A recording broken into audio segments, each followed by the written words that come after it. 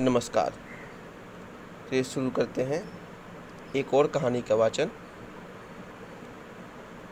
मोहन राकेश की कहानी एक और जिंदगी। और उस एक क्षण के लिए प्रकाश के हृदय की धड़कन जैसे रुकी रही। कितना विचित्र था वह क्षण।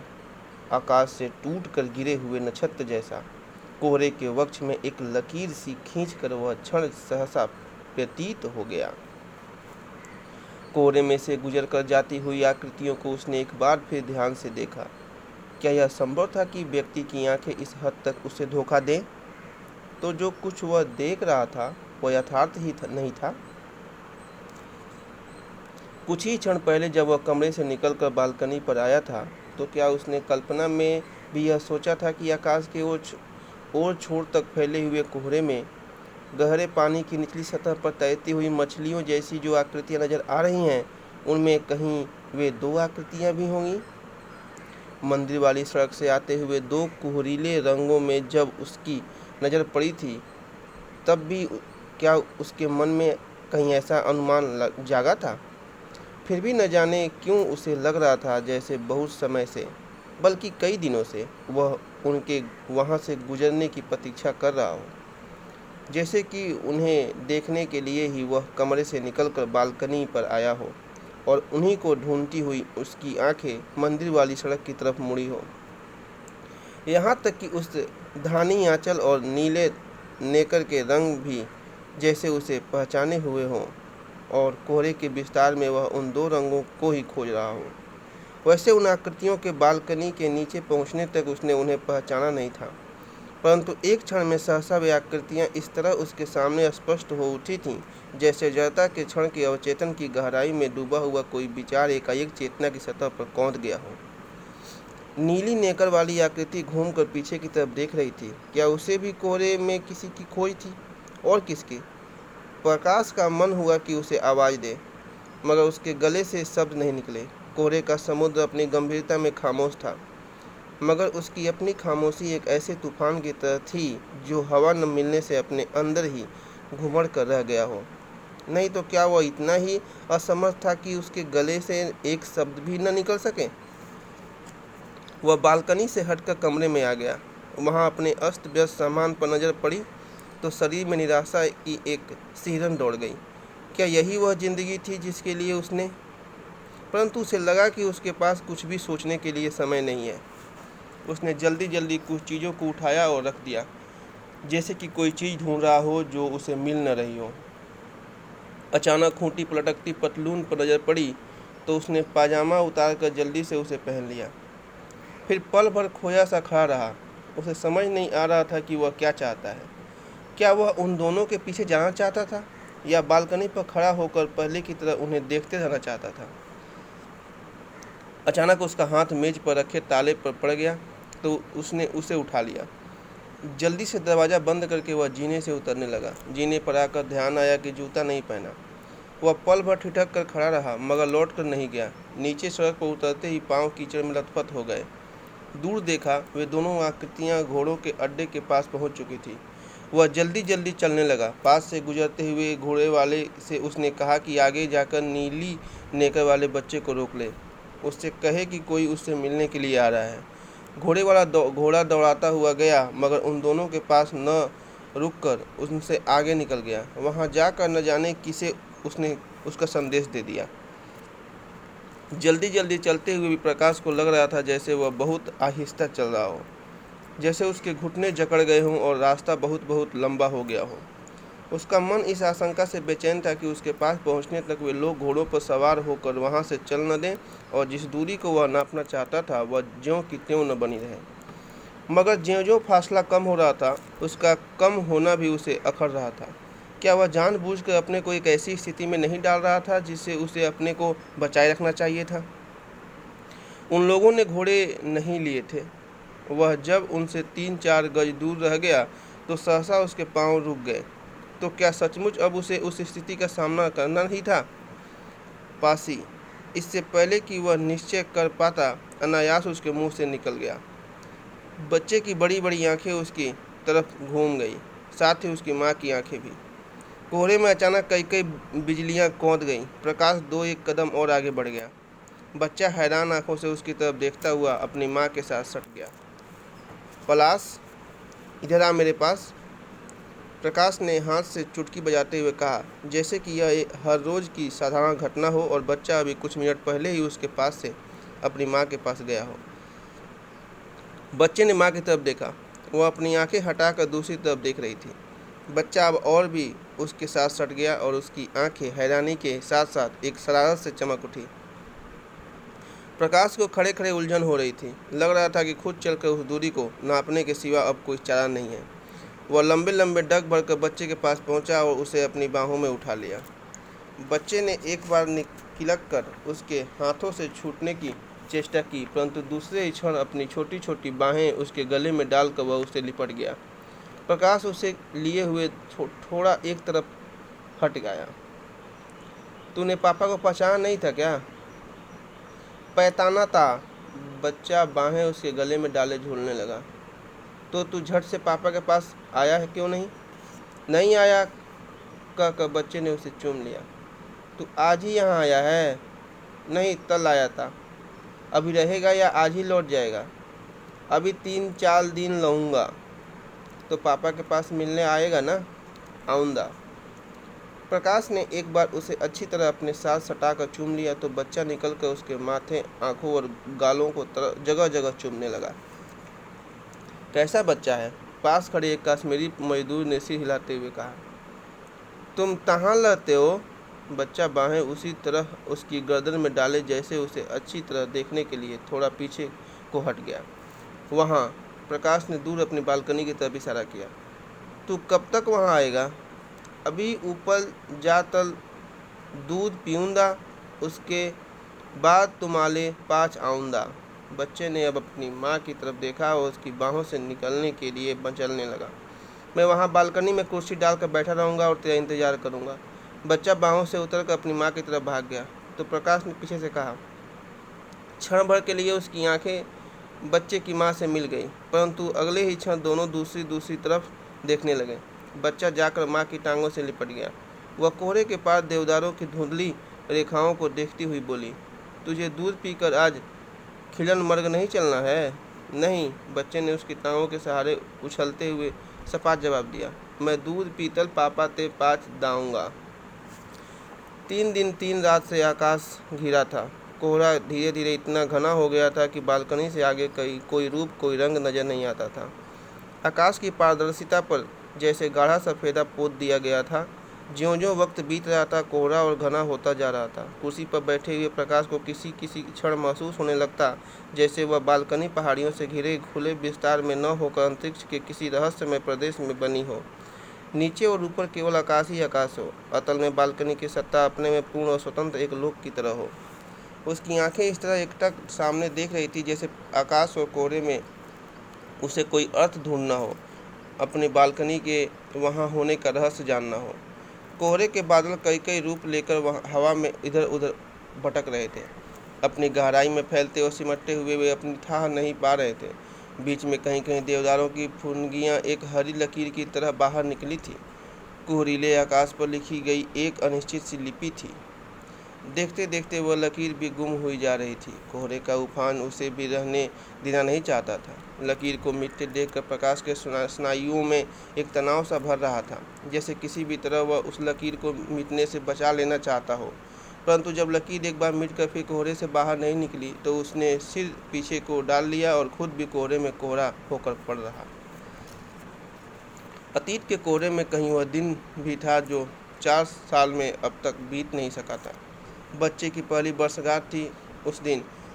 वही उसके जीवन की भी सबसे बड़ी गांठ बन गई थी।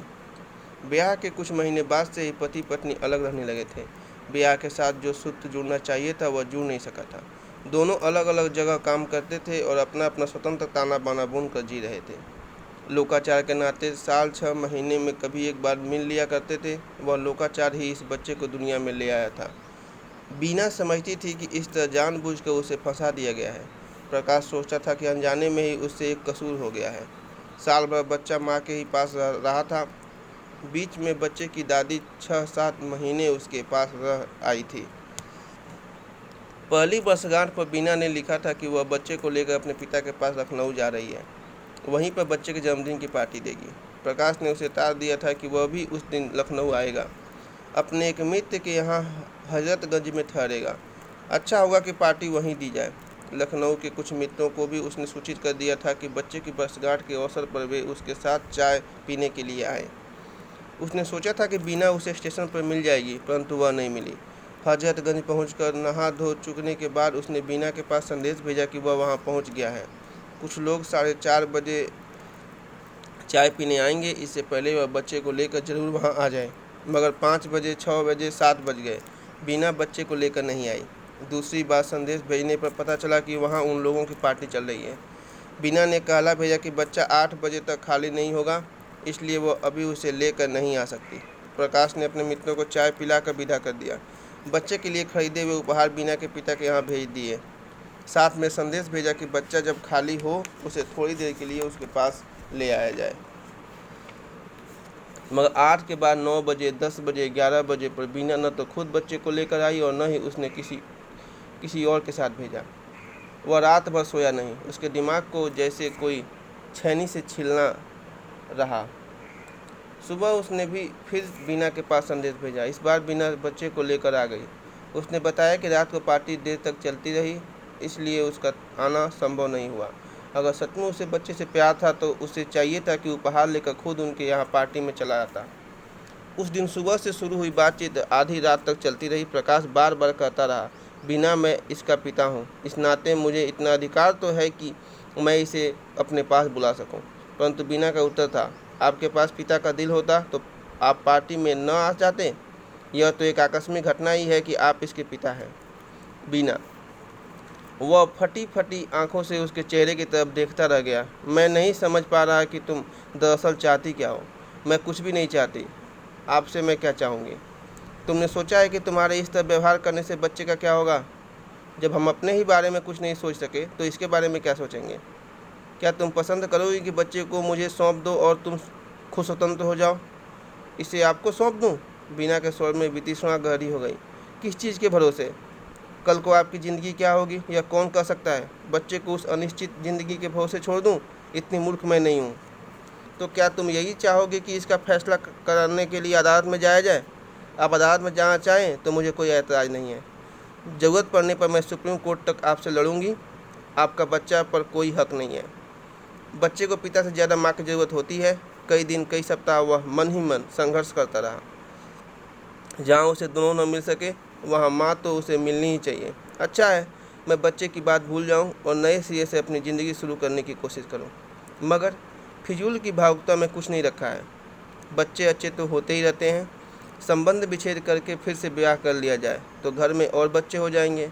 मन में इतना ही सोच लेना होगा कि इस बच्चे के साथ कोई दुर्घटना हो गई थी। सोचने सोचने में दिन, सप्ताह और महीने निकलते गए। मन में आशंका उठती, क्या सचमुच पहले की ज़िंदगी को मिटाकर इंसान नए सिरे से ज़िंदगी शुरू कर सकता है? ज़िंदगी के कुछ वर्षों को वह एक दुस्वप्न की तरह भूलने का प्रयत्न कर सकता है। कितने इंसान हैं जिनकी ज़िंदगी कहीं न कहीं किसी न किसी दोराहे से गलत दिशा की तरफ भटक जाती है। क्या उचित यह नहीं कि इंसान उस रास्ते को बदल कर अपने को सही दिशा में ले जाए? आखिर आदमी के पास एक ही तो ज़िंदगी होती है, प्रयोग के लिए भी और जीने के लिए भी। तो क्यों आदमी एक प्रयोग की असफलता को ज़िंदगी की असफलता मान ले? कोर्ट में कागज पर हस्ताक्षर करते समय छत के पंखे से टकराकर एक चिड़िया का बच्चा नीचे आ गिरा। हाय, चिड़िया मर गई, किसी ने कहा। मरी नहीं, अभी जिंदा है, कोई और बोला। चिड़िया नहीं है, चिड़िया का बच्चा है, किसी तीसरे ने कहा। नहीं, चिड़िया है। नहीं, चिड़िया का बच्चा है। इसे उठाकर बाहर हवा में छोड़ दो। नहीं, यहीं पर रहने दो, बाहर इसे कोई बिल्ली विल्ली खा जाएगी। पर यह यहाँ आया किस तरह? जाने किस तरह? रोशनदान के रास्ते आ गया होगा। बेचारा कैसे तड़प रहा है। शुक्र है पंखे ने इसे काट नहीं दिया। काट दिया होता तो बल्कि अच्छा था। अब इस तरह लुंजे पंखों से बेचारा क्या जिएगा। तब तक पति पत्नी दोनों ने कागज पर हस्ताक्षर कर दिए थे। बच्चा उस समय कोर्ट के अहाते में कौवा के पीछे भागता हुआ किलकारियां भर रहा था। वहाँ आसपास धूल उड़ रही थी और चारों तरफ मटियाली सी धूप फैली थी। फिर दिन, सप्ताह और महीने। 2.5 साल गुजर जाने पर भी वह फिर से ज़िंदगी शुरू करने की बात तय नहीं कर पाया था। उस बीच बच्चा 3 बार उससे मिलने के लिए आया था। वह नौकर के साथ आता और दिन भर उसके पास रहकर अंधेरा होने पर लौट जाता। पहली बार वह उससे शर्माता रहा था, मगर बाद में उससे हिल मिल गया था। वह बच्चे को लेकर घूमने चला जाता, उसे आइसक्रीम खिलाता, खिलौने दे देता। बच्चा जाने के वक्त हठ करता, अभी नहीं दाऊंदा, दूध पी तल दाऊंदा, थाना था तल दाऊंदा। जब बच्चा इस तरह की बात कहता तो उसके अंदर कोई चीज़ दुखने लगती। उसका मन होता कि नौकर को झिड़क कर वापस भेज दे और बच्चे को कम से कम रात भर के लिए अपने पास रख ले। जब नौकर बच्चे से कहता, बाबा चलो अब देर हो रही है, तो उसका मन एक हताश आवेश से कांपने लगता और बहुत मुश्किल से वह अपने को संभाल पाता। आखिरी बार बच्चा रात के 9 बजे तक रुका रह गया तो एक अपरिचित व्यक्ति उसे लेने के लिए चला आया। बच्चा उस समय उसकी गोदी में बैठा खाना खा रहा था।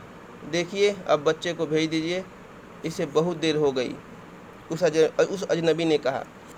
आप देख रहे हैं, बच्चा खाना खा रहा है। उसका मन हुआ कि मुक्का मारकर उस आदमी के दांत तोड़ दे। हाँ हाँ, आप खाना खिला लीजिए, अजनबी ने उदारता के साथ कहा। मैं नीचे इंतजार कर रहा हूँ। गुस्से के मारे उसके हाथ इस तरह कांपने लगे कि उसके लिए बच्चे को खाना खिलाना असंभव हो पा गया। जब नौकर बच्चे को लेकर चला गया तो उसने देखा कि बच्चे की टोपी वहीं रह गई है। वह टोपी लिए हुए दौड़कर नीचे पहुंचा तो देखा कि नौकर और अजनबी के अलावा बच्चे के साथ कोई और भी है, उसकी माँ। वे लोग 40-50 गज आगे चल रहे थे। उसने नौकर को आवाज़ दी तो चारों ने मुड़कर एक साथ उसकी तरफ देखा। फिर नौकर टोपी लेने के लिए लौट आया और शेष तीनों आगे चलने लगे। उस रात कंबल में मुंह सिर लपेट कर वह देर तक रोता रहा। तब एक नए सिरे से फिर वही सवाल उसके मन में उठने लगा, क्यों वह अपने को इस अतीत से पूरी तरह मुक्त नहीं कर लेता। अगर बसा हुआ घर बार हो तो उसकी चहल पहल में वह इस दुख को भूल नहीं जाएगा। उसने अपने को इसलिए तो बच्चे से अलग किया था कि अपनी ज़िंदगी को एक नया मोड़ दे सके।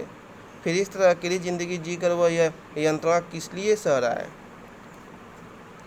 परंतु नए सिरे से ज़िंदगी शुरू करने की कल्पना में सदा एक आशंका मिली रहती है। वह जितना उस आशंका से लड़ता था, वह उतनी ही और तीव्र हो उठती थी। जब उसका एक प्रयोग सफल नहीं हुआ तो कैसे कहा जा सकता है कि दूसरा प्रयोग सफल होगा। वह पहले की भूल दोहराना नहीं चाहता था, इसलिए उसकी आशंका ने उसे बहुत सतर्क कर दिया था। वह जिस किसी लड़की को अपनी भावी पत्नी के रूप में देखता, उसके चेहरे में उसे अपने पहले जीवन की छाया नजर आने लगती। हालांकि वह स्पष्ट रूप से इस विषय में कुछ भी सोच नहीं पाता था, फिर भी उसे लगता कि वह किसी ऐसी ही लड़की के साथ जीवन बिता रहा है जो हर लिहाज से बीना के उलट हो। बीना में बहुत अहंकार था। वह उसके बराबर पढ़ी लिखी थी, उससे ज़्यादा कमाती थी।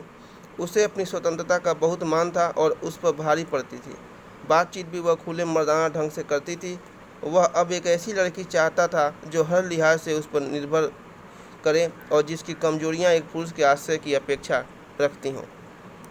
कुछ ऐसी ही लड़की थी निर्मला, उसके मित्र कृष्ण जुनेजा की बहन। 2 बार उसने उस लड़की को जुनेजा के यहाँ देखा था।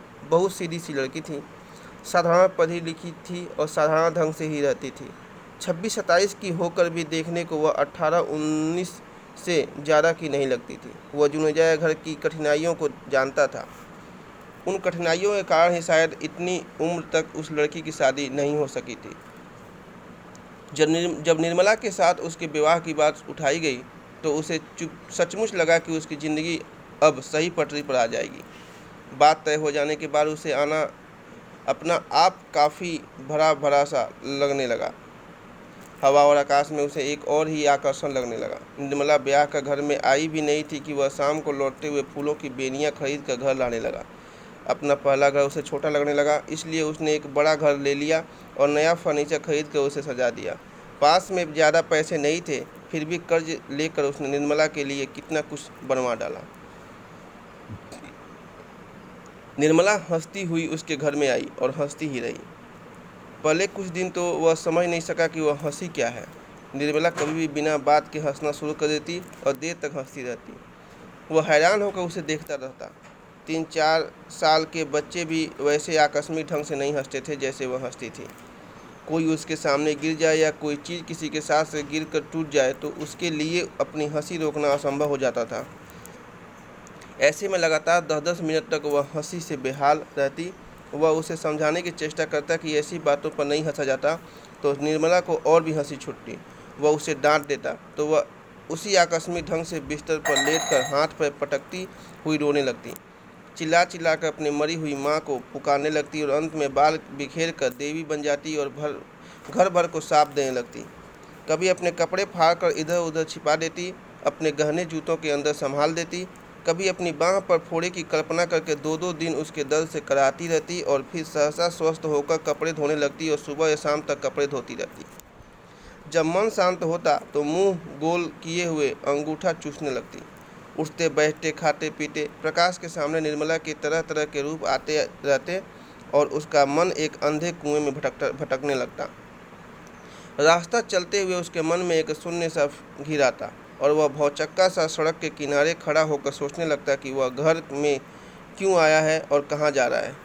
उसका किसी से मिलने या कहीं भी आने जाने को मन न होता। कई बार वह बिल्कुल जड़ होकर देर देर तक एक ही जगह खड़ा या बैठा रहता। एक बार सड़क पर चलते हुए वह खंभे से टकराकर नाली में गिर गया। एक बार बस पर चढ़ने की कोशिश में नीचे गिर जाने से उसकी बुशर्ट पीछे से फट गई और वह इससे बेखबर दूसरी बस में चढ़कर आगे चल दिया। उसे पता तब चला जब किसी ने रास्ते में उससे कहा, जेंटलमैन, तुम्हें घर जाकर कपड़े बदल लेने चाहिए। उसे लगता जैसे वह जी न रहा हो, सिर्फ अंदर ही अंदर घुट रहा हो। क्या यही वह जिंदगी थी जिसे पाने के लिए उसने इतने साल अपने से संघर्ष किया था? उसे क्रोध आता कि जुनेजा ने उसके साथ इस तरह का विश्वासघात क्यों किया। उस लड़की को किसी मानसिक अस्पताल में भेजने की जगह उसका ब्याह क्यों कर दिया। उसने जुनेजा को इस संबंध में पत्र लिखे, परंतु उसकी ओर से कोई उत्तर नहीं मिला। उसने जुनेजा को बुला भेजा तो वह आया भी नहीं। वह स्वयं जुनेजा से मिलने गया तो जवाब मिला कि निर्मला अब उसकी पत्नी है, उसके मायके के लोगों का उसकी ज़िंदगी में कोई दखल नहीं है। और निर्मला घर में उसी तरह हंसती और रोती रही। तुम मेरे भाइयों से क्या पूछने गए थे? वह बाल बिखेर कर देवी का रूप धारण किए हुए कहती। तुम बीना की तरह मुझे भी तलाक देना चाहते हो, किसी तीसरी को घर में लाना चाहते हो, मगर मैं बीना नहीं हूँ। वह सती स्त्री नहीं थी, मैं सती स्त्री हूँ। तुम मुझे छोड़ने की बात मन में लाओगे तो मैं इस घर को जलाकर भस्म कर दूँगी, सारे शहर में भूचाल ले आऊँगी। लाऊं भूचाल? और बाहें फैलाकर वह चिल्लाने लगती, आ भूचाल आ, मैं सती स्त्री हूँ तो इस घर की ईंट से ईंट बजा दें। आ। वह उसे शांत करने की चेष्टा करता तो वह कहती, देखो तुम मुझसे दूर रहो, मेरे शरीर को हाथ मत लगाओ, मैं सती स्त्री हूँ, देवी हूँ। तुम मेरा सतीत्व नष्ट करना चाहते हो, मुझे खराब करना चाहते हो। मेरा तुमसे ब्याह कब हुआ है? मैं तो अभी कवानी हूँ, छोटी सी बच्ची हूँ। संसार का कोई भी पुरुष मुझे नहीं छू सकता। मैं आध्यात्मिक जीवन जीती हूँ, मुझे कोई छू कर देखे तो सही। और बाल बिखेरे हुए इसी तरह बोलती चिल्लाती कभी वह घर की छत पर पहुँच जाती और कभी बाहर निकलकर घर के आसपास चक्कर काटने लगती। उसने 2-1 बार होठों पर हाथ रखकर निर्मला का मुंह बंद करना चाहा तो वह और भी जोर से चिल्लाने लगी, तुम मेरा मुंह बंद करना चाहते हो, मेरा गला घोटना चाहते हो, मुझे मारना चाहते हो। मुझे पता है मैं देवी हूँ, मेरे चारों भाई 4 शेर हैं, वे तुम्हें नोच नोच कर खा जाएंगे। उन्हें पता है उसकी बहन देवी है, कोई मेरा बुरा चाहेगा तो वे उसे उठा कर ले जाएंगे और काल कोठरी में बंद कर देंगे। मेरे बड़े भाई ने अभी अभी नई कार ली है, मैं उसे चिट्ठी लिख दूं तो वह भी कार लेकर आ जाएगा और हाथ पैर बांध कर तुम्हें कार में डाल कर ले जाएगा। 6 महीने बंद रखेगा, फिर छोड़ेगा। तुम्हें पता नहीं वे चारों के चारों शेर कितने जालिम हैं। वे राक्षस हैं, राक्षस। आदमी की बोटी बोटी काट दें और किसी को पता भी न चले। मगर मैं उन्हें नहीं बुलाऊंगी। मैं सती स्त्री हूँ, इसलिए अपने सत्य से ही अपनी रक्षा करूँगी। सब कोशिशों से हार कर वह थका हुआ अपने पढ़ने के कमरे में बंद होकर पड़ जाता। तो भी आधी रात तक वह साथ के कमरे में उसी तरह बोलती रहती। फिर बोलते बोलते वो अचानक चुप कर जाती और थोड़ी देर बाद उसका दरवाज़ा खटखटाने लगती। क्या बात है? वह कहता। इस कमरे में मेरी सांस रुक रही है, निर्मला जवाब देती। दरवाज़ा खोलो, मुझे अस्पताल जाना है। इस समय सो जाओ, वह कहता है। सुबह तुम जहाँ जाओगी वहाँ ले चलूँगा। मैं कहती हूँ दरवाज़ा खोलो, मुझे अस्पताल जाना है, और वह अचानक जोर जोर से धक्के देकर दरवाज़ा तोड़ने लगती। वह दरवाज़ा खोल देता तो वह हंसती हुई उसके सामने आ जाती। तुम्हें हंसी किस बात की आ रही है? वह कहता। तुम्हें लगता है मैं हंस रही हूँ? निर्मला और भी जोर से हंसने लगती। यह हंसी नहीं, रोना है, रोना। तुम अस्पताल चलना चाहती हो? क्यों? अभी तुम कह रही थी मैं अस्पताल जाने के लिए कहाँ कह रही थी? मैं तो कह रही थी कि मुझे उस कमरे में डर लगता है, मैं यहाँ तुम्हारे पास सोऊंगी। देखो निर्मला, इस समय मेरा मन ठीक नहीं है। तुम बाद में चाहे मेरे पास आना, मगर इस समय थोड़ी देर के लिए। मैं कहती हूँ मैं अकेली उस कमरे में नहीं सो सकती। मेरे जैसी छोटी सी बच्ची क्या कभी अकेले सो सकती है? तुम छोटी बच्ची नहीं हो निर्मला, तो तुम्हें मैं बड़ी नजर आती हूँ? एक छोटी सी बच्ची को बड़ी कहते तुम्हारे दिल को कुछ नहीं होता? इसलिए कि तुम मुझे अपने पास बुलाना नहीं चाहते, मगर मैं यहाँ से नहीं जाऊँगी। तुम्हें मुझे अपने साथ सुलाना होगा। मैं विधवा हूँ जो अकेली सोऊंगी? मैं सुहागिन स्त्री हूँ। कोई सुहागिन क्या कभी अकेली सोती है? मैं भांवरे लेकर तुम्हारे घर में आई हूँ, ऐसे ही उठाकर नहीं लाई गई। देखती हूँ तुम कैसे मुझे उस कमरे में भेजते हो। और वह उसके पास लेट कर उससे लिपट जाती। कुछ देर में जब उसके स्नायु शांत हो चुकते तो लगातार उसे चूमती हुई कहती, मेरा सुहाग, मेरा चांद, मेरा राजा, मैं तुम्हें कभी अपने से अलग रख सकती हूँ? तुम मेरे साथ 136 साल की उम्र तक जियोगे। मुझे यह वर मिला है कि मैं 136 साल की उम्र तक सुहागिन रहूँगी। जिसकी भी मुझसे शादी होती वह 136 साल की उम्र तक जीता। तुम देख लेना मेरी बात सच निकलती है या नहीं। मैं सती स्त्री हूँ और सती स्त्री के मुंह से निकली बात कभी झूठ नहीं होती। तुम सुबह मेरे साथ अस्पताल चलोगी? क्यों? मुझे क्या हुआ है कि मैं अस्पताल जाऊंगी? मुझे तो आज तक कभी सिर दर्द भी नहीं हुआ, मैं अस्पताल क्यों जाऊं? एक दिन प्रकाश उसके लिए कई किताबें खरीद लाया। उसने सोचा था कि शायद पढ़ने से निर्मला के मन को एक दिशा मिल जाए और वह धीरे धीरे उसके मन के अंधेरे से बाहर निकलने लगे। मगर निर्मला ने उन किताबों को देखा तो मुंह बिचकाकर एक तरफ हटा दिया। ये किताबें मैं तुम्हारे पढ़ने के लिए लाया हूँ, उसने कहा। मेरे पढ़ने के लिए? निर्मला हैरानी के साथ बोली। मैं इन किताबों को पढ़कर क्या करूँगी?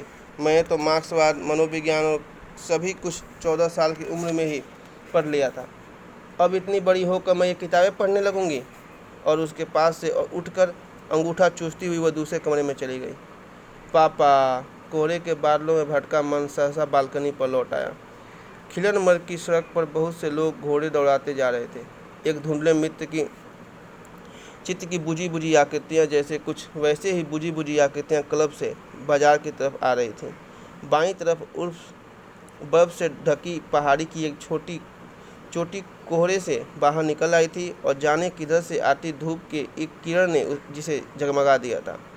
कोहरे में भटके कुछ पक्षी उड़ते हुए उस चोटी के सामने आ गए तो सहसा उनके पंख सुनहरे हो उठे, मगर अगले ही क्षण वे फिर धुंधलके में खो गए। प्रकाश कुर्सी से उठ खड़ा हुआ और झांक कर नीचे सड़क की तरफ देखने लगा। क्या वह आवाज़ पलाश की नहीं थी? मगर सड़क पर दूर तक वैसी कोई आकृति दिखाई नहीं दे रही थी।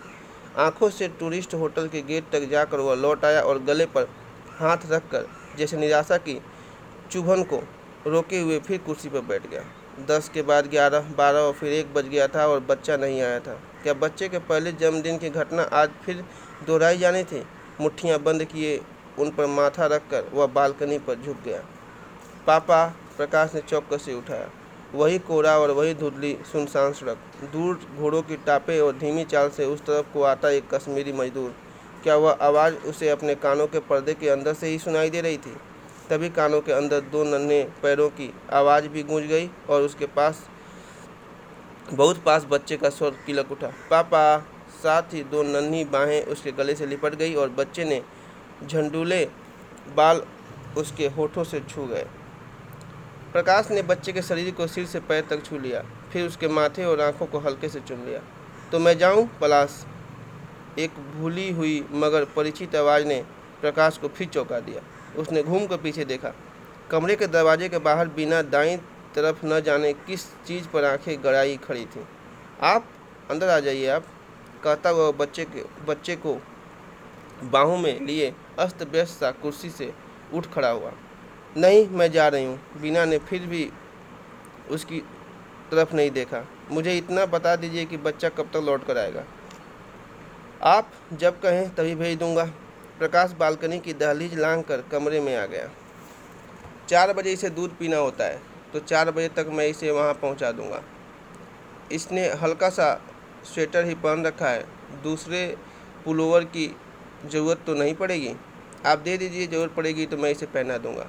बीना ने दहलीज की उस तरफ से पुलोवर उसकी तरफ बढ़ा दिया। उसने पुलोवर लेकर उसे साल की तरह बच्चे को उठा दिया।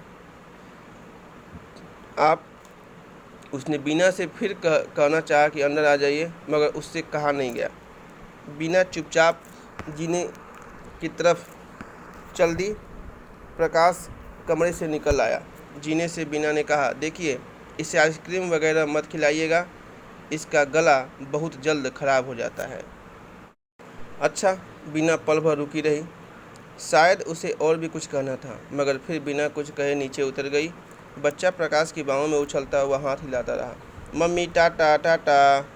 प्रकाश उसे लिए बालकनी पर लौट आया तो वह उसके गले में बाहें डालकर बोला, पापा, मैं आइसक्रीम जरूर खाऊंगा। हाँ हाँ बेटे। प्रकाश उसकी पीठ पर हाथ फेरने लगा। जो मेरे मन में आए सो खाना। और कुछ देर वह अपने को, बालकनी को और यहाँ तक कि बच्चे को भी भूला हुआ सामने कोहरे में देखता रहा। कोहरे का पर्दा धीरे धीरे उठने लगा तो मीलों तक फैले हरियाली के रंगमंच की धुंधली रेखाएं स्पष्ट हो उठी। वे दोनों गोल्फ ग्राउंड पार करके क्लब की तरफ जा रहे थे। चलते हुए बच्चे ने पूछा, पापा, आदमी की 2 टांगें क्यों होती हैं, 4 क्यों नहीं होती? प्रकाश ने चौंक कर उसकी तरफ देखा और कहा, अरे क्यों पापा? बच्चा बोला, तुमने अरे क्यों कहा है? तू इतना साफ बोल सकता है तो अब तक तुतला कर क्यों बोल रहा था? प्रकाश ने उसे बाहों में उठाकर एक अभियुक्त की तरह सामने कर दिया। बच्चा खिलखिलाकर हंसा। प्रकाश को लगा कि यह वैसी ही हंसी है जैसी कभी वह स्वयं हंसा करता था।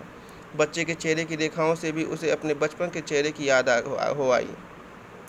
उसे लगा जैसे एकाएक उसका 30 साल पहले का चेहरा उसके सामने आ गया हो और वह खुद उस चेहरे के सामने एक अभियुक्त की तरह खड़ा हो। मम्मी तो ऐसे ही अच्छा लगता है, उस बच्चे ने कहा। क्यों? मेले तो नहीं पता, तुम मम्मी से पूछ लेना। तेरी मम्मी तुझे जोर से हंसने से भी मना करती हैं? प्रकाश को वे दिन याद आए जब उसके खिलखिला कर हंसने पर बिना कानों पर हाथ रख लिया करती थी। बच्चे की बाहें उसके गर्दन के पास कस गई। हाँ, वह बोला, मम्मी कहती हैं अच्छे बच्चे जोल से नहीं हंसते।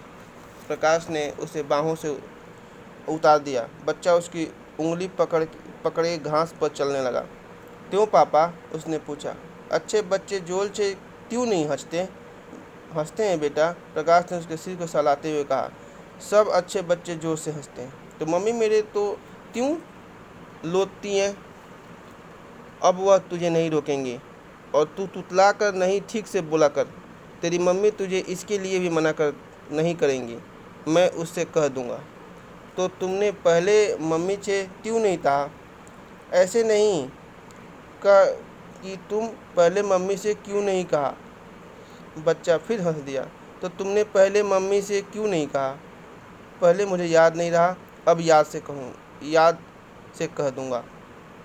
कुछ देर दोनों चुपचाप रहे। फिर बच्चे ने पूछा, पापा, तुम मेरे जन्मदिन की पार्टी में क्यों नहीं आए? मम्मी कहती थी तुम विलायत गए हुए थे। हाँ, मैं विलायत गया हुआ था। तो पापा, अब तुम विलायत नहीं जाना? क्यों? मेरे को अच्छा नहीं लगता। विलायत जाकर तुम्हारी शक्ल और ही तरह की हो गई है। प्रकाश एक रूखी सी हंसी हंसा। कैसी हो गई है शक्ल? पता नहीं कैसी हो गई है। पहले दूसरी तरह की थी, अब दूसरी तरह की है। दूसरी तरह की कैसे? पता नहीं, पहले तुम्हारे बाल काले काले थे, अब सफ़ेद सफ़ेद हो गए हैं। तू इतने दिन मेरे पास नहीं आया, इसलिए मेरे बाल सफ़ेद हो गए। बच्चा इतनी ज़ोर से हंसा कि उसके कदम लड़खड़ा गए। अरे पापा, तुम तो विलायत गए हुए थे, उसने कहा। मैं तुम्हारे पास कैसे आता? मैं क्या अकेला विलायत जा सकता हूँ? क्यों नहीं जा सकता? तू इतना बड़ा तो है। मैं सचमुच बड़ा हूँ ना पापा? बच्चा ताली बजाता हुआ बोला। तुम यह बात भी मम्मी से कह देना, वह कहती है मैं अभी बहुत छोटा हूँ। मैं छोटा नहीं हूँ ना पापा? नहीं, तू छोटा कहाँ है? कहकर प्रकाश मैदान में दौड़ने लगा। अच्छा, भाग कर मुझे पकड़। बच्चा अपनी छोटी छोटी टांगें पटकता हुआ दौड़ने लगा। प्रकाश को फिर अपने बचपन की याद आई। उसे दौड़ते देखकर तब एक बार किसी ने कहा था, अरे यह बच्चा कैसे टांगें पटक पटक कर दौड़ता है, इसे ठीक से चलना नहीं आता क्या? बच्चे की उंगली पकड़े प्रकाश क्लब के बार रूम में दाखिल हुआ तो बारमैन अब्दुल्ला उसे देखकर दूर से मुस्कुराया। साहब के लिए 2 बोतल बियर, उसने पास खड़े बैर से कहा।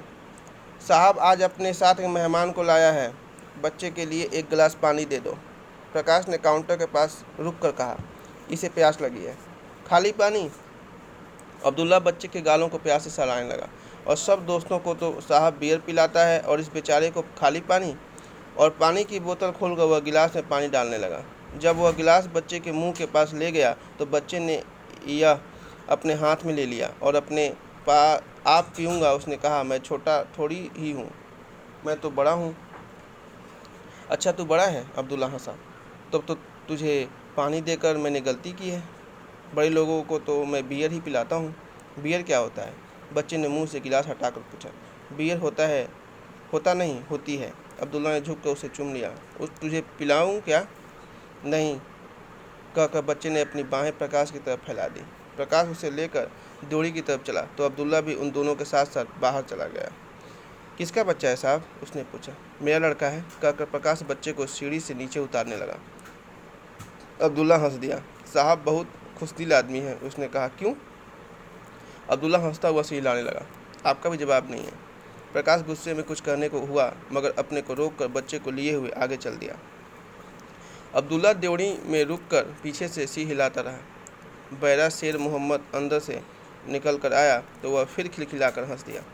क्या बात है, अकेला खड़ा कैसे हंस रहा है? शेर मोहम्मद ने पूछा। साहब का भी जवाब नहीं है। अब्दुल्ला किसी तरह हंसी पर काबू पाकर बोला। किस साहब का जवाब नहीं है? उस साहब का। अब्दुल्ला ने प्रकाश की तरफ इशारा किया। उस दिन बोलता था कि इसने इसी साल शादी की है और बोलता है कि इसे अब 5 साल का बाबा इसका लड़का है।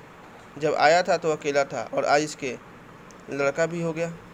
प्रकाश ने एक बार घूमकर तीखी नज़र से उसकी तरफ देख लिया। अब्दुल्ला एक बार फिर खिलखिला उठा।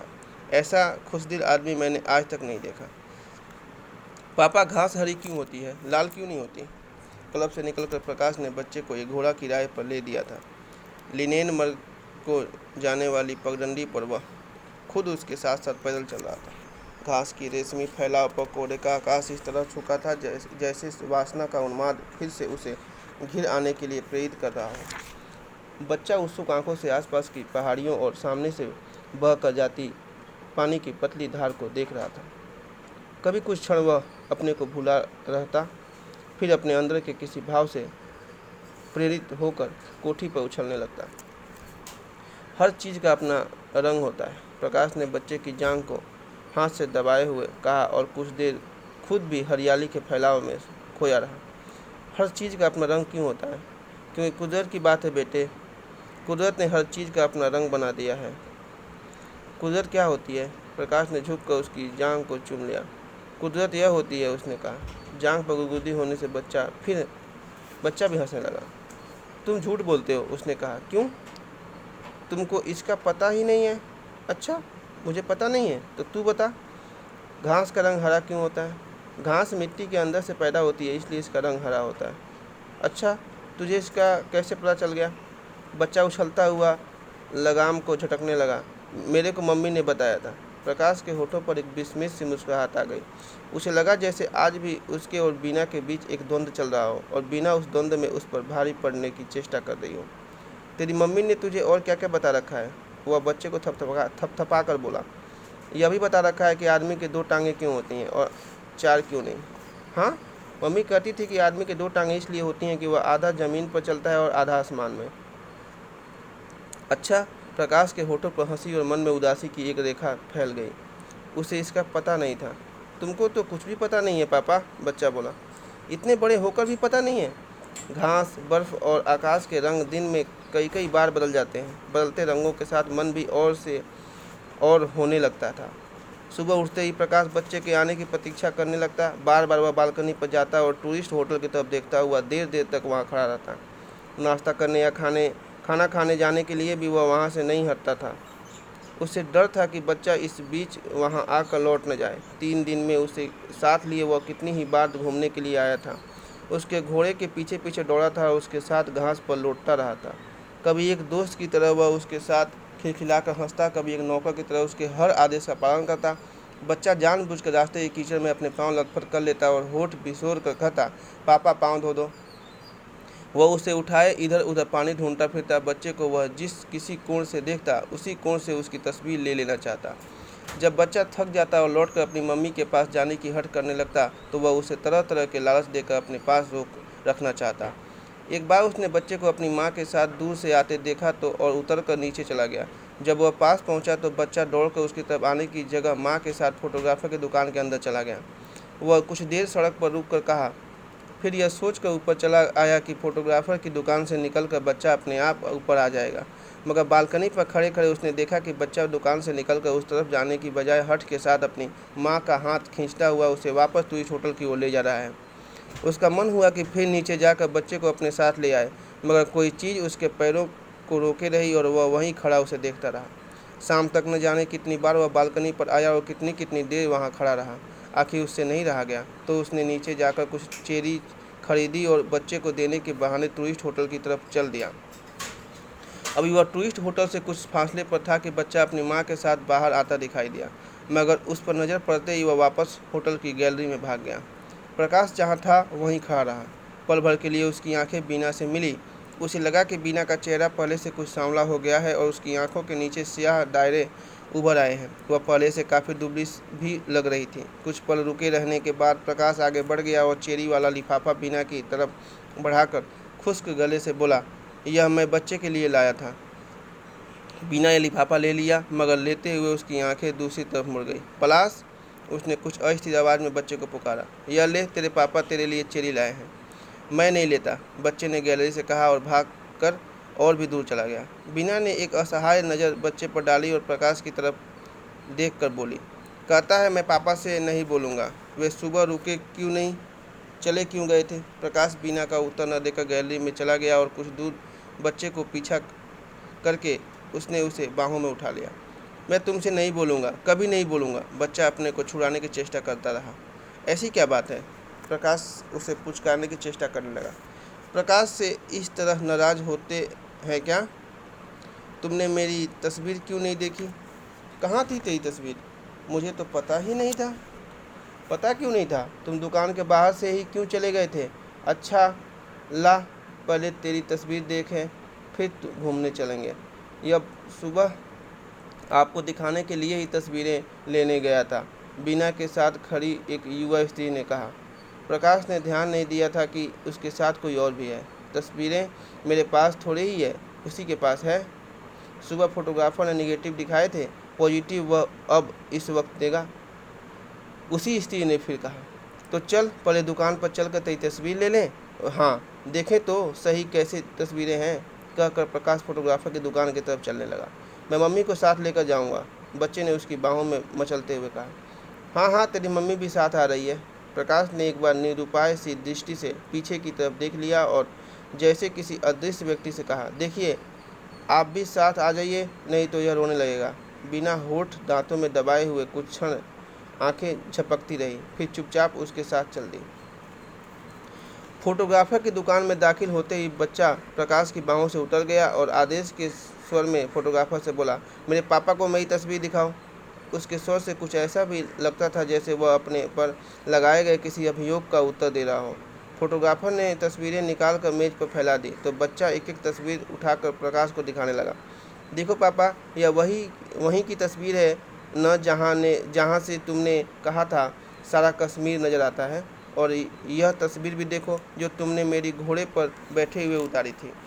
2 दिन से बिल्कुल साफ बोल रहा है, बीना के साथ ही युवा स्त्री ने कहा। कहता है पापा ने कहा है तू बड़ा हो गया है, इसलिए अब तू तुतला कर मत बोला कर। प्रकाश कुछ न कहकर तस्वीरें देखता रहा, फिर 10 का नोट निकालकर फोटोग्राफर को देते हुए कहा, इसमें से आप अपने पैसे काट लीजिए। फोटोग्राफर पल भर असमंजस में उसे देखता बोला, फिर बोला, पैसे तो अभी आप ही के मेरी तरफ निकलते हैं। मेम साहब ने जो 20 रुपये परसों दिए थे उनमें से 2-1 रुपये अभी बचते होंगे, कहें तो अभी हिसाब कर दूं। नहीं, रहने दीजिए, हिसाब बाद में हो जाएगा। कहकर प्रकाश ने नोट वापस जेब में रख लिया और बच्चे की उंगली पकड़े दुकान से बाहर निकल आया। कुछ पैदल चलने पर पीछे से बीना का स्वर सुनाई दिया, यह आपके साथ घूमने जा रहा है? हाँ। प्रकाश ने थोड़ा चौंक कर पीछे देख लिया। मैं अभी थोड़ी देर में इसे वापस छोड़ जाऊंगा। देखिए, आपसे एक बात कहनी थी। कहिए। बीना पल भर कुछ सोचती हुई चुप रही, फिर बोली, इसे ऐसी कोई बात मत बताइएगा जिससे यह। प्रकाश को लगा जैसे कोई ठंडी चीज़ उसके स्नायुओं से छू गई हो। उसकी आंखें झुक गई और उसने धीरे से कहा, नहीं, मैं ऐसी कोई बात इससे नहीं कहूँगा। उसे खेद हुआ कि एक दिन पहले जब बच्चा हट करके कह रहा था कि पापा और पिताजी एक ही व्यक्ति को नहीं कहते, पापा को पापा कहते हैं और पिताजी मम्मी के पापा को कहते हैं, तो वह क्यों उसकी गलतफहमी दूर करने की कोशिश करता रहा था। वह अकेला बच्चे के साथ क्लब की सड़क पर चलने लगा तो कुछ दूर जाकर बच्चा सहसा रुक गया। हम कहाँ जा रहे हैं पापा? उसने पूछा। पहले क्लब चल रहे हैं, उसने कहा। वहाँ से घोड़ा लेकर आगे घूमने जाएंगे। नहीं, मैं वहाँ एक उस आदमी के पास नहीं जाऊँगा, कहकर बच्चा सहसा पीछे की तरफ चल दिया। किस आदमी के पास? वह जो वहाँ क्लब में था। मैं उसके हाथ से पानी भी नहीं पीऊँगा। क्यों? मुझे वह आदमी अच्छा नहीं लगता। प्रकाश पल भर बच्चे को देखता रहा, फिर उसकी तरफ मुड़ गया। हाँ, हम उस आदमी के पास नहीं चलेंगे, उसने कहा। मुझे भी वह आदमी अच्छा नहीं लगता। बहुत दिनों के बाद उस रात प्रकाश को गहरी नींद आई थी। ऐसी विस्मित सी नींद जिसमें स्वप्न दुस्वप्न कुछ न हो। उसके लिए लगभग भूली हुई चीज़ हो चुकी थी।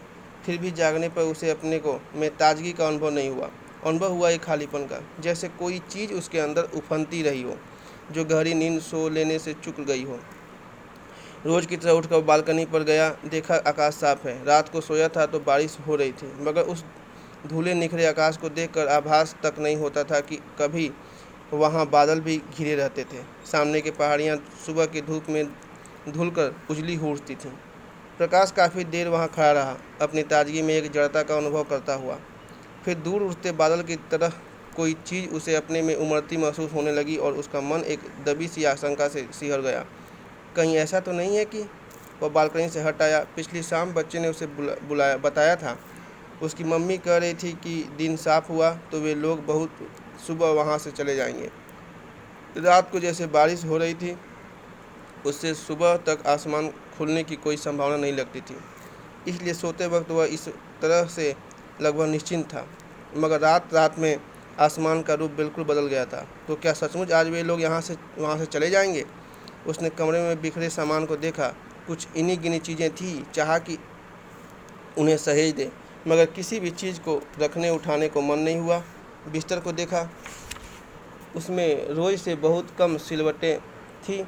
लगा जैसे रात की गहरी नींद के लिए वह बिस्तर की दोषी हो, और गहरी नींद बरसते आकाश के साफ हो जाने के लिए। उसने बिस्तर की चादर को हिला दिया और उसमें और सलवटें पड़ जाएं, मगर उससे चादर में दो एक सलवटें थीं, वे भी निकल गईं। वह फिर से एक नींद लेने के लिए इरादे से बिस्तर पर लेट गया। शरीर में थकान बिल्कुल नहीं थी, इसलिए नींद नहीं आई। कुछ देर करवटें लेने के बाद वह नहाने धोने के लिए उठ गया। लड़खड़ाते कदमों से सुबह धीरे धीरे दोपहर की तरफ बढ़ने लगी। इससे उसके मन को कुछ सहारा मिला। वह चाह रहा था कि इसी तरह शाम हो जाए और फिर रात, और बच्चा उससे विदा लेने न आए। मगर जब दोपहर भी ढलने लगी और बच्चा नहीं आया तो उसके मन में एक और आशंका सिर उठाने लगी। वह सोचने लगा, कहीं ऐसा तो नहीं कि उसकी मम्मी सुबह सुबह ही उसे लेकर वहाँ से चली गई हो। वह बार बार बालकनी पर जाता, एक धड़कती आशा लिए हुए, बार बार टूरिस्ट होटल की सड़क पर नजर दौड़ाता और पहले से अधिक अस्थिर होकर कमरे में लौट आता। उसकी धमनियों में लहू की हर बूंद उत्कंठित और व्याकुल थी। उसने सुबह से कुछ खाया नहीं था, इसलिए भूख भी उसे परेशान कर रही थी। कुछ देर बाद कमरा बंद करके वह खाना खाने चला गया। बड़े बड़े कौर निगल कर किसी तरह 2 रोटियां गले से उतारी और जल्दी से वापस चला गया। मगर उतनी देर भी कमरे से बाहर रहना उसे एक अपराध सा लग रहा था। लौटते हुए उसने सोचा कि उसे खुद जाकर टूरिस्ट होटल से पता कर लेना चाहिए, मगर सड़क की चढ़ाई चढ़ते हुए उसने दूर से देखा बीना बच्चे के साथ उसकी बालकनी के नीचे सड़क पर खड़ी थी। वह तेज तेज चलकर उसके पास पहुंच गया, मगर बच्चे ने उसकी तरफ नहीं देखा। वह अपनी मम्मी का हाथ खींचता हुआ किसी चीज़ के लिए हट कर रहा था। प्रकाश ने उसकी बाँह हाथ में ली तो वह बाँह छुड़ाने के लिए ज़मीन पर लौटने लगा। मैं तुम्हारे घर नहीं जाऊँगा, उसने लगभग चीख कर कहा। प्रकाश अचकचा गया और उसकी बाँह छोड़कर जड़ सा खड़ा रहा। मुझसे नाराज़ है क्या? उसने बिना दोनों में से किसी की तरफ देखे पूछ लिया। मम्मी मेरे साथ ऊपर क्यों नहीं चलती? बच्चा उसी तरह चिल्लाया। प्रकाश और बीना की आंखें मिलने को हुई, मगर पूरी तरह नहीं मिल पाई। प्रकाश ने बच्चे की बाँह फिर हाथ में ले ली और तटस्थ स्वर में बीना से कहा, आप भी आ जाइए ना। इसे आज जाने क्या हुआ? बीना कुछ झुंझलाहट के साथ बोली। सुबह से बात बात पर तंग कर रहा है। इस वक्त यह अकेला मेरे साथ ऊपर नहीं जाएगा। प्रकाश ने स्वर की तटस्थता अब भी बनाए रखी। आप साथ आ क्यों नहीं जाती? चल, मैं तुझे जीने की तक पहुंचा देती हूँ। बिना उसे उत्तर न देकर बच्चे से बोली। ऊपर से जल्दी लौट आना, घोड़े वाले उधर तैयार खड़े हैं। प्रकाश को अपने मन में एक नस्तर सा चुभता महसूस हुआ। मगर जल्दी ही उसने अपने को संभाल लिया। आप लोग साथ ही जा रहे हैं? उसने चेष्टा की कि शब्दों से उसके मन का भाव प्रकट न हो। जी हाँ, बीना दूसरी तरफ देखती रही। जाना तो सुबह ही था, मगर इसके हठ की वजह से इतनी देर हो गई। अब भी यह और बात बीच में ही छोड़कर उसने बच्चे से फिर कहा, चल तुझे जीने तक पहुंचा दूं। बच्चा प्रकाश के साथ हाथ से बाँह छुड़ाकर कुछ दूर भाग गया। मैं नहीं जाऊंगा, उसने कहा। अच्छा आ, बीना बोली, मैं तुझे ऊपर पहुंचा देती हूँ, उस दिन की तरह।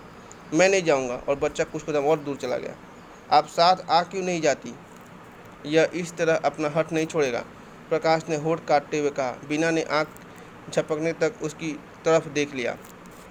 उस दृष्टि में एक तीखा चुभता सा भाव था, मगर आंख झपकने के साथ ही वह भाव धुल गया और उसने अपने को सही लिया। उसके चेहरे पर एक दृढ़ता आ गई और उसने बच्चे को बाहों में उठा लिया। चल मैं तेरे साथ चलती हूँ, उसने कहा। बच्चे का रुहासा भाव हंसी में बदल गया और उसने माँ के गले में बाहें डाल दी। प्रकाश उनसे आगे आगे जीना चढ़ने लगा। ऊपर पहुंचकर बीना ने बच्चे को बाहों से उतार दिया और कहा, ले अब मैं जा रही हूँ। नहीं, बच्चे ने उसका हाथ पकड़ लिया। तुम भी यहीं बैठो। बैठ जाइए ना। प्रकाश ने कुर्सी पर पड़ी दो एक चीज़ें जल्दी से हटा दी और कुर्सी बीना की तरफ बढ़ा दी। बीना कुर्सी पर न बैठकर चारपाई के कोने पर बैठ गई। तभी बच्चे का ध्यान न जाने किस चीज़ ने खींच लिया। वह उन दोनों को छोड़कर बालकनी में चला गया और वहां से उचक कर सड़क की तरफ देखने लगा।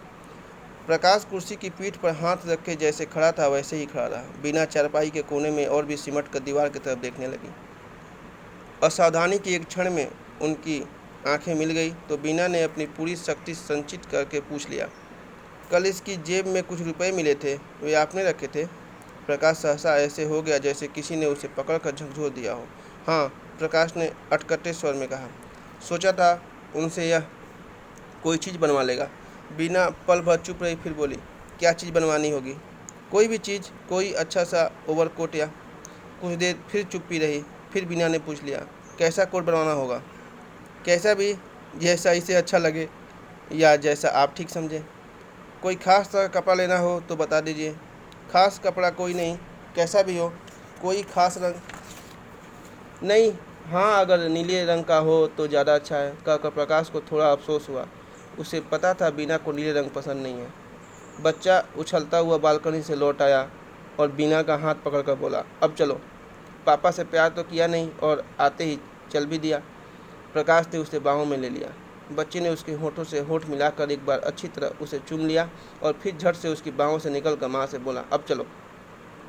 बीना चारपाई से उठ खड़ी हुई। बच्चा उसका हाथ पकड़कर उसे बाहर की तरफ खींचने लगा। चलो ना मम्मी, देर हो रही है। वह फिर तुतलाने लगा और बीना को साथ खींचता हुआ दहलीज पार कर गया। तू जाकर पापा को चिट्ठी लिखेगा ना? प्रकाश ने पीछे से आवाज़ दी। लिथूंदा, मगर उसने पीछे मुड़कर नहीं देखा। पीछे मुड़कर देखा एक बार बीना ने और जल्दी से आंखें हटा ली। आंखों की कोरी में अटके आंसू उसने बहने नहीं दिए। तूने पापा को टाटा नहीं किया? उसने बच्चे के कंधे पर हाथ रखे हुए कहा। टाटा पापा। बच्चे ने बिना पीछे की तरफ देखे हाथ हिलाया और जीने से बीना के साथ उतरने लगा। आधे जीने से फिर उसकी आवाज़ सुनाई दी, पापा का धल अच्छा नहीं है मम्मी, हमारा धल अच्छा है। पापा के धल में तो कुछ सामान ही नहीं है। तू अब चुप रह करेगा कि नहीं? बीना ने उसे झिड़क दिया। जो मुंह में आता है बोलता जाता है। नहीं तुप लहूँगा, नहीं लहूँगा तुप। बच्चे का स्वर फिर वहासा हो गया और वह तेज तेज नीचे उतरने लगा। पापा का धल दंदा, पापा का धल थू। रात होते होते आकाश फिर घिर गया। प्रकाश क्लब के बार रूम में बैठा एक के बाद एक बियर की बोतलें खाली करता रहा। बारमैन अब्दुल्ला लोगों के लिए रम और विस्की की पैक डालता हुआ बार बार कनखियों से उसकी ओर तरफ देख रहा था।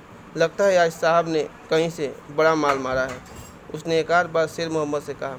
आगे कभी एक बोतल से ज़्यादा नहीं पीता था और आज 4-4 बोतलें पीकर भी बस करने का नाम नहीं ले रहा।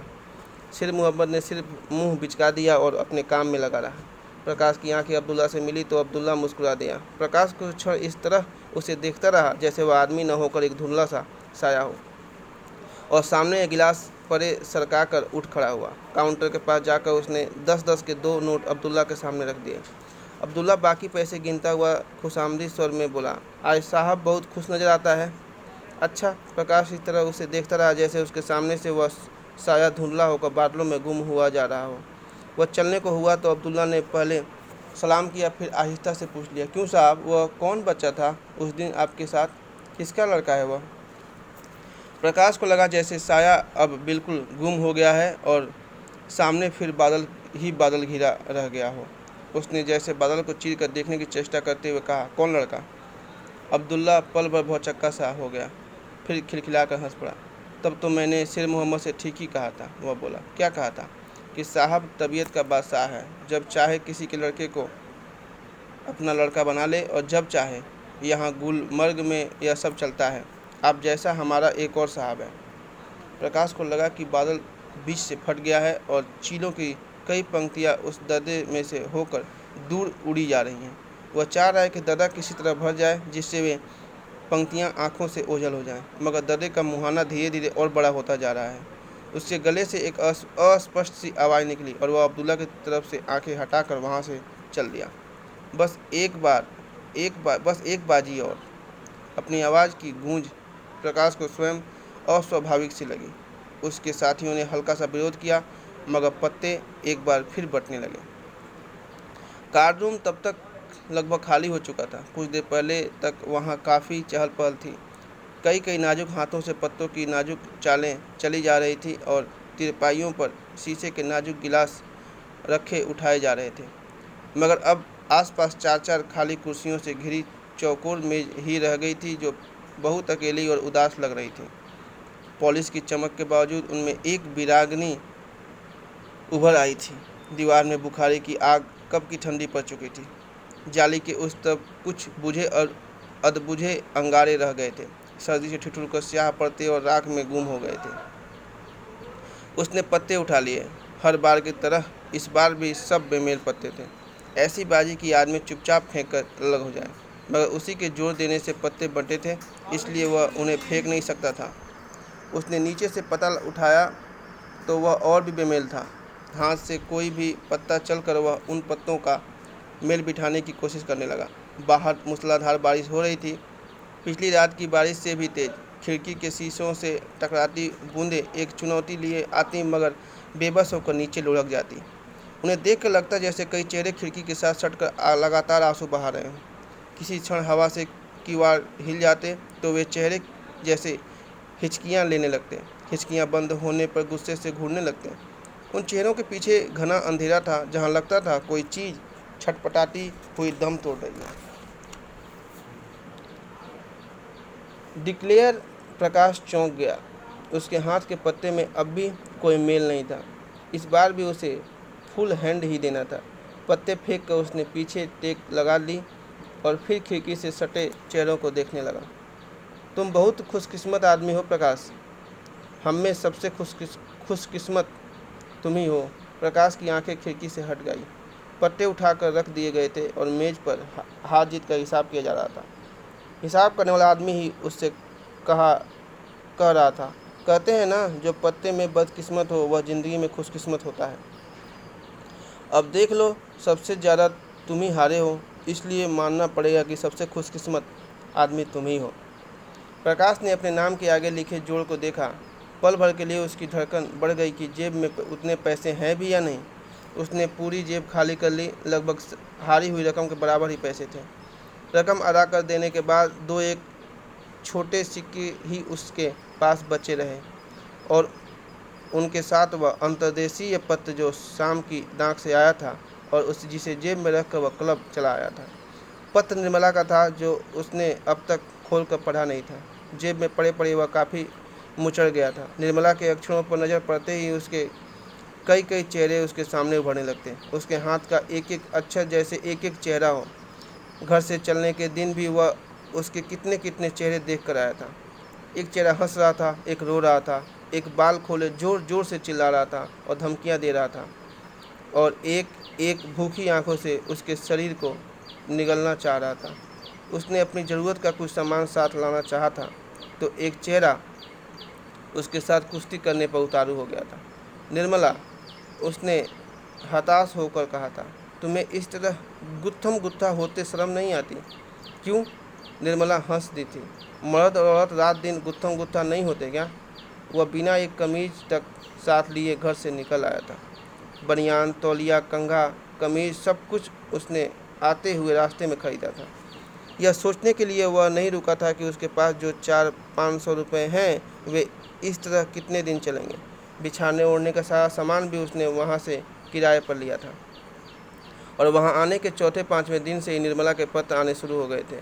वह उसके किसी मित्र के यहाँ जाकर उसका पता ले आई थी। उन पत्रों में भी निर्मला के सब चेहरे झलक जाते थे।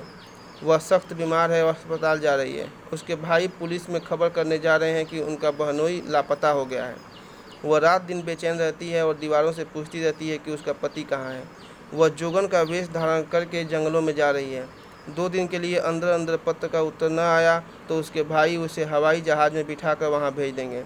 उसके छोटे भाई ने उसे बहुत पीटा है कि वह अपने खसम के पास क्यों नहीं जाती।